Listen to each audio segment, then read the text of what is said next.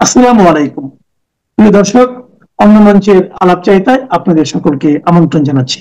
বাংলাদেশের রাজনীতি হঠাৎই যেন থমকে গেছে, আর যে জায়গাটায় থমকে গেছে সে জায়গাটা হলো নিউ ইয়র্ক। জাতিসংঘের সম্মেলনে গেছেন সদল বলে মোহাম্মদ ইউনূস এবং তাকে যথাযোগ্য স্বাগত জানাতে ছুটে আসছে আওয়ামী লীগের সদস্য সমর্থকরা ডিম টমেটো নিয়ে। এই খবরে নজর বাংলাদেশের মেইন স্ট্রিম ও সোশ্যাল মিডিয়া সবার, এছাড়া কোনো দিকে কারো যেন নজরই নেই। এমনকি যে সেনাপ্রধান প্রায় নিয়ম করে নিউজের হেডলাইনে থাকেন তারও কোনো খবর নেই। সেনাপ্রধান যেন হঠাৎই খুব বেশি চুপ করে গেছেন। তার কথাবার্তা, কোথায় আছেন, কি করছেন বিশেষ শোনা যাচ্ছে না। মেইন স্ট্রিম মিডিয়া না হয় ইউনূসের কোলবালিশ হয়ে ক্ষমতার ওম নিচ্ছে, কিন্তু সোশ্যাল মিডিয়া পর্যন্ত চুপ। এটা কি ঝড়ের পূর্ব লক্ষণ? প্রধান উপদেষ্টা ইউনূস 11 দিনের জন্য আমেরিকায়। এর মধ্যে বাংলাদেশের শাসক পরিবর্তনের সম্ভাবনা আদৌ আছে কি? আওয়ামী লীগের ঝটিকা মিছিল কি আরো উগ্র হয়ে উঠবে? ভারত কি নির্ণায়ক কোনো পদক্ষেপ গ্রহণ করবে বাংলাদেশে? নানান প্রশ্ন মানুষের মনে, আর এই বিষয়টি নিয়ে এখনকার আলোচনা।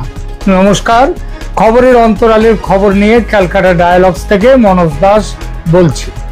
বাংলাদেশের সেনাপ্রধান জেনারেল ওয়াকার উজ্জামানের সাম্প্রতিক নীরবতা ও রাজনৈতিক স্থিতিশীলতার বিষয়ে যে উদ্বেগ তৈরি হয়েছে মানুষের মনে, তা কিন্তু অমূলক নয়। তবে বর্তমান পরিস্থিতি বিশ্লেষণ করলে দেখা যায় যে মোহাম্মদ ইউনূসের আমেরিকা সফরের সময়কালে বাংলাদেশে রাজনৈতিক পট পরিবর্তনের সম্ভাবনা প্রায় নেই বললেই চলে। কিছু গুরুত্বপূর্ণ উত্তেজনা যদিও রয়েছে। সেনাপ্রধান এই মুহূর্তে কোথায় আছেন, কেন আছেন, কি করছেন, এই খবরটা আদৌ প্রচারিত হয়নি, অন্তত আমার নজরে সেভাবে পড়েনি। কেন হয়নি? জেনারেল ওয়াকার উজ্জামান বর্তমানে মালয়েশিয়ায় 14তম ইন্দো প্যাসিফিক আর্মি চিফস কনফারেন্সে অংশ নিতে গেছেন। কোথায় গেছেন? মালয়েশিয়ায় 14তম ইন্দো প্যাসিফিক আর্মি চিফস কনফারেন্সে অংশ নেওয়ার জন্য, এবং তিনি বাংলাদেশে ফিরবেন সম্ভবত 27শে সেপ্টেম্বর। এর অর্থ হলো ইউনূস ও সেনাপ্রধান এই ওয়াকার উজ্জামান দুজনেই একই সময়ে দেশের বাইরে রয়েছেন। এটা কি দেশের বর্তমান শাসকের জন্য একটা ঝুঁকির ব্যাপার হলো না? দুজনের এই অনুপস্থিতি কি সেনার মধ্যে কোনো সামরিক অভ্যুত্থানের সম্ভাবনা বাড়িয়ে দেবে না? পাকিস্তানপন্থী ও ভারতপন্থী সেনা গোষ্ঠী কি এই সুযোগ কাজে লাগাবার চেষ্টা করতে পারে? বাংলাদেশের সেনাবাহিনীর যা পুরনো ইতিহাস, তাতে এমন ঘটনা ঘটা অসম্ভব নয়। তবে এই মুহূর্তে তার সম্ভাবনা কম। সেনাপ্রধান ও ইউনূসের মধ্যে প্রবল বিরোধ যদিও আছে, কিন্তু মনে রাখতে হবে এদের দুজনের টিকি অরিজিনালি আমেরিকার কাছে বাঁধা। তবু যে দুজনের ঝগড়াঝাটি, সেসব অনেকটাই হচ্ছে কৌশলগত। তবু চিরস্থায়ী দাসত্ব বলে যেহেতু কিছু নেই এবং রাজনীতিতেও একদমই নেই, তাই সেনাপ্রধানের সামনে অন্য কিছু বিকল্প বা অন্য কোনো কিছু অপশন আছে। তার একটা হলো ভারতের কাছাকাছি হওয়া এবং তার ফলশ্রুতিতে আওয়ামী লীগের পুনর্বাসনের ব্যবস্থা করা। কারণ ভারত চায় বাংলাদেশের রাজনীতিতে আওয়ামী লীগ ফিরে আসুক। এই ব্যাপারে সেনাপ্রধান যে কিছুটা হলেও মাঠে নেমেছেন, তার প্রমাণ তো কয়েক মাস আগে দিয়েছেন মার্জিনা আব্দাল্লাহ নয়, সার্জিস আলম ও হাসনাত আব্দাল্লাহ। আগেই বলেছি ওয়াকার উজ্জামান মালয়েশিয়া গেছেন 14তম ইন্দো প্যাসিফিক আর্মি চিফস কনফারেন্সে অংশ নেয়ার জন্য। একই সঙ্গে তিনি 49তম Indo Pacific army management seminar, যেটার নাম হচ্ছে Indo Pacific army management seminar IPAMS, এবং 11তম সিনিয়র এনলিস্টেড ফোরাম, যার সংক্ষিপ্ত কথা হচ্ছে SELF, সিনিয়র এনলিস্টেড ফোরাম, এর সম্মেলনে থাকবেন তিনি। এই যে সম্মেলনগুলো হবে, এর মূল আয়োজক কিন্তু আমেরিকা যুক্তরাষ্ট্র, মার্কিন যুক্তরাষ্ট্র। কেন এর উদ্যোগ নিয়েছিল আমেরিকা? মার্কিন যুক্তরাষ্ট্রের আর্মি প্রশান্ত মহাসাগরীয় কমান্ড IPACC তার প্রধান উদ্যোক্তা, যারা 1999 সাল থেকে এটি দ্বিবার্ষিক ভিত্তিতে আয়োজন করে আসছে। প্রতিবারই একটি সহ আয়োজক দেশ থাকে, এবার সেই দায়িত্ব নিয়েছে মালয়েশিয়া। পৃথিবীর 28টা দেশ এই সম্মেলনে অংশগ্রহণ করবে বলে প্রত্যাশা, যদিও সকল অংশগ্রহণকারী দেশের সম্পূর্ণ তালিকা এখনো পাওয়া যায়নি।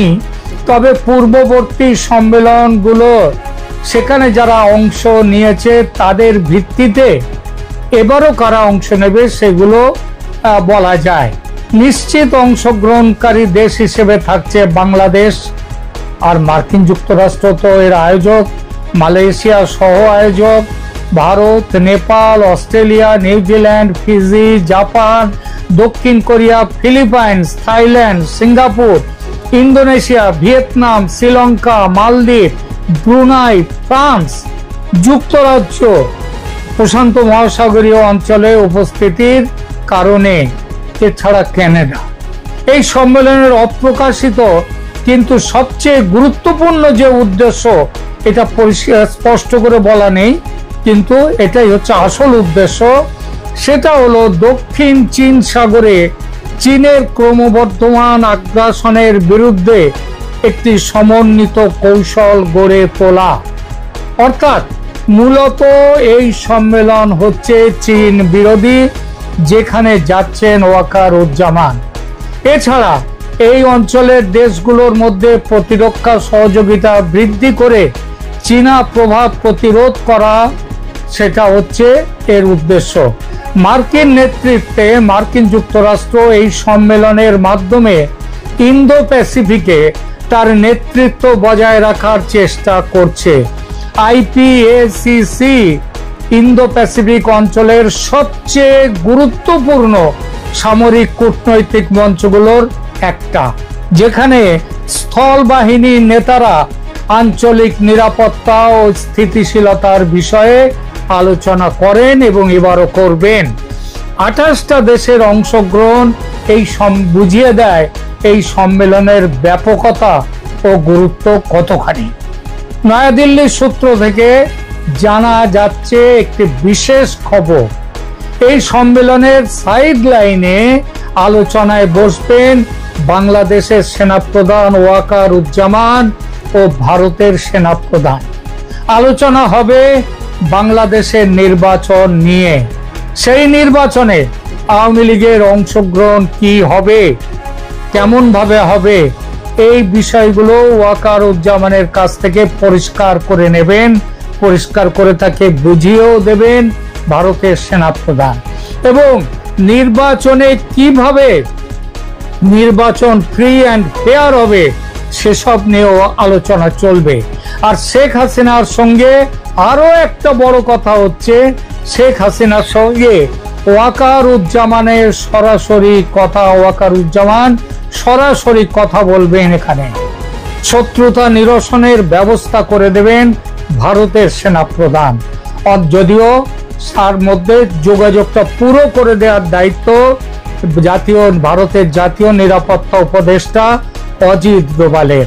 তিনি এই পুরো প্ল্যানটা তৈরি করেছেন। এবং এই যে শেখ হাসিনার সঙ্গে ওয়াকারুজ্জামানের সরাসরি কথা বলা হবে, তার উদ্দেশ্য হচ্ছে শত্রুতা দূর করা, on the basis of forgive and forget. যা হয়েছে ভুলে যান, ক্ষমা করুন, এই হবে মোদ্দা বার্তা।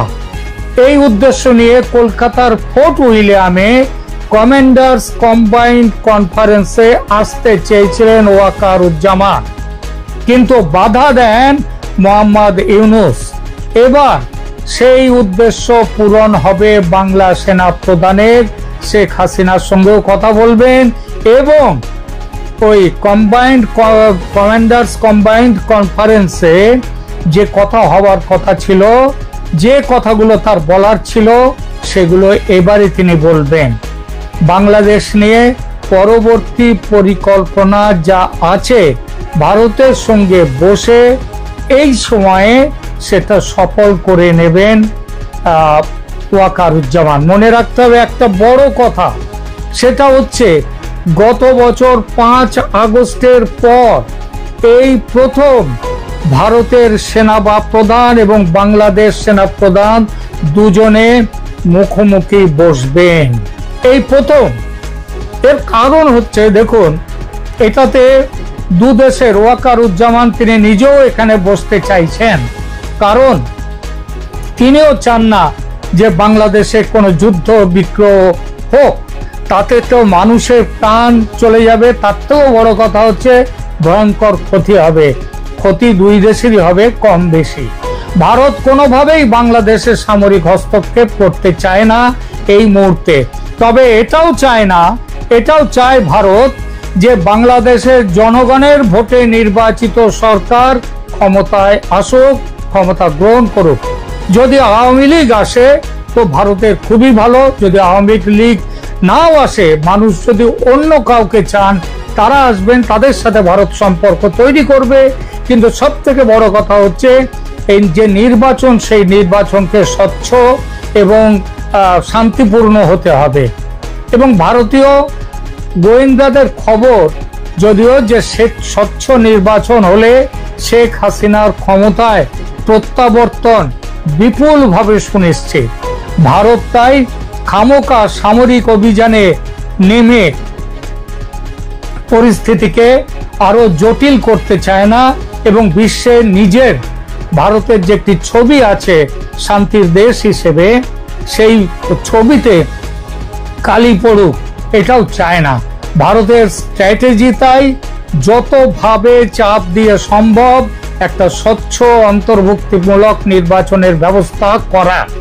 এই ব্যাপারে বিশ্বের অন্যান্য দেশও আওয়ামী লীগকে নির্বাচনে যাতে আওয়ামী লীগ সুযোগ পায় এবং স্বচ্ছ এবং সুস্থ নির্বাচন যাতে সুষ্ঠু নির্বাচন, তার পক্ষে সমস্ত পশ্চিমা বিশ্ব আজ এক এক করে এসে দাঁড়াচ্ছে এবং ভারত এই ব্যাপারে সমস্ত পৃথিবীর সাথে যোগাযোগ যে আন্তর্জাতিক কূটনীতি সেটা তৈরি করে চলছে। এই পুরো ছবিটা পরিষ্কার হবে অক্টোবরে কেয়ারটেকার সরকার গঠনের বিষয়ে সুপ্রিম কোর্টের রায় ঘোষণার পর। আমেরিকার চাপে এই ঘোষণা সুপ্রিম কোর্ট তার যে রায় ঘোষণা করতে দেরি করছে, একের পর একবার এই শুনানি স্থগিত হচ্ছে, কিন্তু এবার আর হবে না। কেয়ারটেকার সরকার, এবারের রায়ে কেয়ারটেকার সরকার আসবেই, আর কেয়ারটেকার সরকার গঠিত হওয়ার পরে তবেই নির্বাচন কমিশন ঘোষণা দেবে নির্বাচনের দিনক্ষণের, কোন কোন দল নির্বাচনে থাকবে না থাকবে। ততদিন দেশের মধ্যে আওয়ামী লীগ মিছিলের বন্যা বইয়ে দেবে এবং সেই মিছিলকে রুখবার জন্য সেনা এবং পুলিশ পুরোপুরি নির্বিকার থাকবে এবং এই পুরো প্ল্যান নিয়ে এগিয়ে চলেছে ভারত। মালয়েশিয়াতে এই প্ল্যান সফল করতে ভারত বাংলাদেশ দুই দেশের সেনা প্রধান আলোচনায় বসছেন। আবার বলছি, 2024-এর গত বছরের আগস্টের পর এই প্রথম দুই দেশের সেনা প্রধান মুখোমুখি আলোচনায় বসছেন মূল সম্মেলনের সাইড লাইন। আর এই বিষয়টি নিউ ইয়র্কে ডক্টর মোহাম্মদ ইউনূসের সফরের চেয়ে কম গুরুত্বের নয় এবং যারা বাংলাদেশের মুক্তিযুদ্ধ বিরোধী যে শক্তি তাদের কাছে কিন্তু খুব বড় চিন্তা, কারণ স্পষ্টত জেনারেল ওয়াকারুজ্জামান তিনি কিন্তু ট্র্যাক চেঞ্জ করছেন এই ট্র্যাক চেঞ্জের পেছনে আরো একটা বড় কারণ হচ্ছে সম্প্রতি ট্রাম্প সাহেব ভারতের প্রধানমন্ত্রীর সঙ্গে কথা বলে সম্পর্ক স্বাভাবিক করার চেষ্টায় নেমেছেন এবং এবছর ফেব্রুয়ারিতে হোয়াইট হাউসে বসে যে কথা বলেছিলেন যে ট্রাম্প সাহেব যে বাংলাদেশের ব্যাপারটা দেখবেন প্রধানমন্ত্রী, সেই রাস্তায় চলছে ট্রাম্প। আমেরিকা সেই রাস্তায় চললে এখন ওয়াকারুজ্জামানকেও সেই রাস্তায় চলতে হবে। তিনি সেই রাস্তাটাই নিয়েছেন, ভারতের সাথে কথা বলতে এবার এগিয়ে এসেছে। এখনকার মতো এখানেই রাখছি, ধন্যবাদ।